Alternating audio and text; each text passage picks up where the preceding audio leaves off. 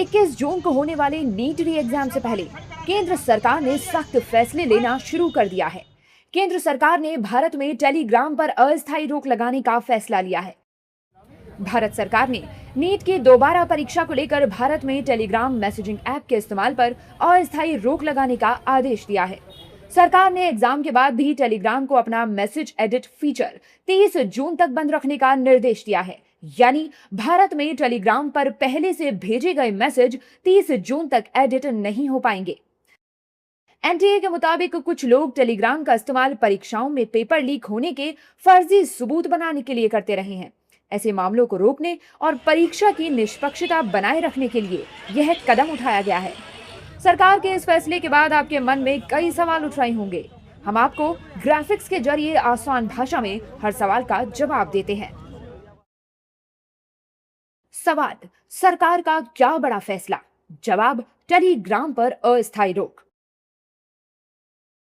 सवाल: टेलीग्राम पर अस्थायी रोक क्यों? जवाब: री नीट एग्जाम की वजह से।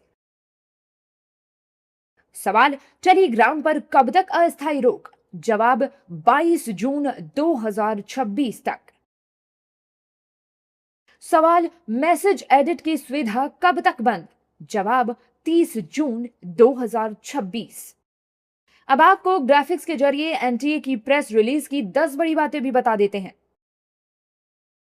टेलीग्राम पर अस्थायी रोक और एडिट फीचर बंद।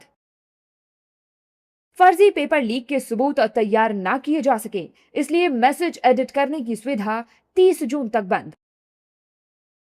कई टेलीग्राम चैनल बंद कराए, ये प्लेटफॉर्म नीट उम्मीदवारों को गुमराह कर रहे थे। आखिरी विकल्प के तौर पर लिया गया फैसला।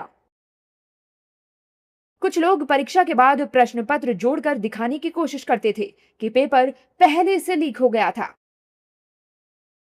इसी वजह से एडिट फीचर स्थायी रूप से बंद कराया गया है। अहमदाबाद साइबर क्राइम ब्रांच ने ऐसे गिरोह का पर्दाफाश किया जो 8 टेलीग्राम चैनलों के जरिए ठगी कर रहा था। एनटीए ने माना टेलीग्राम पर लगी रोक से लाखों लोग प्रभावित होंगे, माफी मांगी। नीट यूजी की दोबारा परीक्षा 21 जून को तय कार्यक्रम के अनुसार होगी। छात्रों और अभिभावकों से अपील: सोशल मीडिया पर फैल रही अधूरी जानकारियों पर भरोसा ना करें। अब आपको ग्राफिक्स के जरिए ये भी बता देते हैं कि आखिर सिर्फ टेलीग्राम पर ही रोक क्यों लगाई गई। पेपर लीक मामले में अक्सर टेलीग्राम का नाम आता है। 2024 और 2026 के नीट पेपर लीक का कंट्रोल रूम टेलीग्राम ही था। बड़े चैनलों में पेपर मिनटों में वायरल हो जाता है। पीडीएफ और फोटो शेयर करना बेहद आसान है। कई लीक पेपर पहले टेलीग्राम ग्रुपों में मिले। जांच एजेंसियों को कई मामलों में टेलीग्राम लिंक मिले।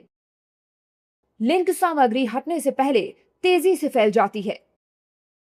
मोदी सरकार की पूरी कोशिश है कि नीट री एग्जाम का पेपर लीक ना हो। अब आपको ग्राफिक्स के जरिए ये भी बता देते हैं कि टेलीग्राम पर अस्थायी रोक के अलावा क्या क्या कदम उठाए गए हैं। प्रश्न पत्र पहुंचाने के लिए वायुसेना का इस्तेमाल। प्रश्न पत्रों की सुरक्षित डिजिटल ट्रैकिंग बढ़ाई गई। पिछले पेपर लीक के कई आरोपियों की गिरफ्तारी। परीक्षा केंद्रों की निगरानी और बढ़ाई गई। वहीं टेलीग्राम ऐप पर टेम्पररी बैन पर कांग्रेस ने सवाल उठाए हैं। कांग्रेस सांसद मनोज कुमार ने सरकार को नाकाम बताया है। आप इस को बंद करके आप ये साबित कर रहे हैं कि आप नाकाम हैं। आप परीक्षा कराने में अभी भी नाकाम हैं और एक सरकार के पास में जो हैसियत होता है, सरकार के पास में जो योग्यता होता है, टेलीग्राम प्लेटफार्म को, सोशल मीडिया के प्लेटफार्म को आपने बंद करके ये साबित किया है, देश के लोगों को बताया है, जाहिर किया है कि आप फेल हैं, आपका सिस्टम फेल है। री एग्जाम 21 जून को होगा। इस बार छात्रों के साथ सरकार की भी परीक्षा है। अपनी परीक्षा में पास होने के लिए सरकार बड़े कदम उठा रही है। देखना होगा कि इसका नतीजा क्या रहता है।